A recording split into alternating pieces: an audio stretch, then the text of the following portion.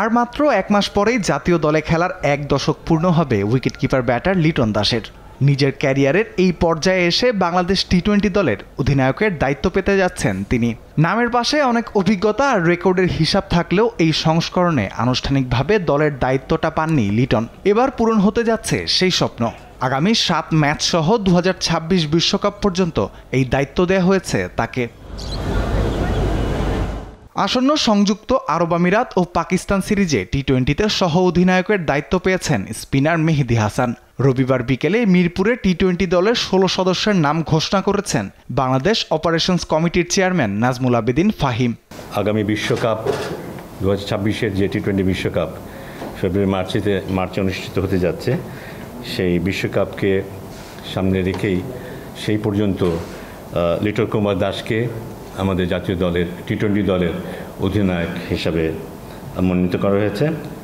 পাশাপাশি আমরা যে সিরিজটা খেলতে যাচ্ছি, যেখানে ইউএই এবং পাকিস্তানে 7টা টি-20 ম্যাচ আছে, এই পার্টিকুলার এই সময়টুকুর জন্য শেখ মেহেদী তাকে ভাইস ক্যাপ্টেন হিসেবে মনোনয়ন দেওয়া হয়েছে।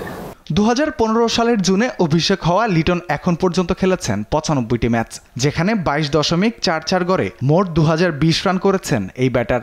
নামের পাশে 11টি 50 থাকলেও পাননি সেঞ্চুরির দেখা। আয়ারল্যান্ডের বিপক্ষে 83 রান লিটনের ক্যারিয়ারের সর্বোচ্চ সংগ্রহ।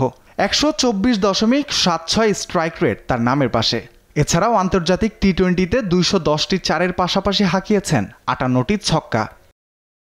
ঘরোয়া আর ফ্র্যাঞ্চাইজি ক্রিকেটে নিয়মিত অধিনায়কত্ব করলেও আন্তর্জাতিক ক্রিকেটে পরিণত হওয়ার পরও অধিনায়কত্ব হওয়ার দৌড় থেকে ধারাবাহিকতার অভাবে কখনো আনুষ্ঠানিকভাবে দলটার দায়িত্ব নেওয়া হয়ে ওঠেনি তার। 2021 সালে নিউজিল্যান্ডের বিপক্ষে সিরিজের তৃতীয় ম্যাচে মাহমুদুল্লাহর ইনজুরিতে প্রথমবার জাতীয় দলকে নেতৃত্ব দেন লিটন।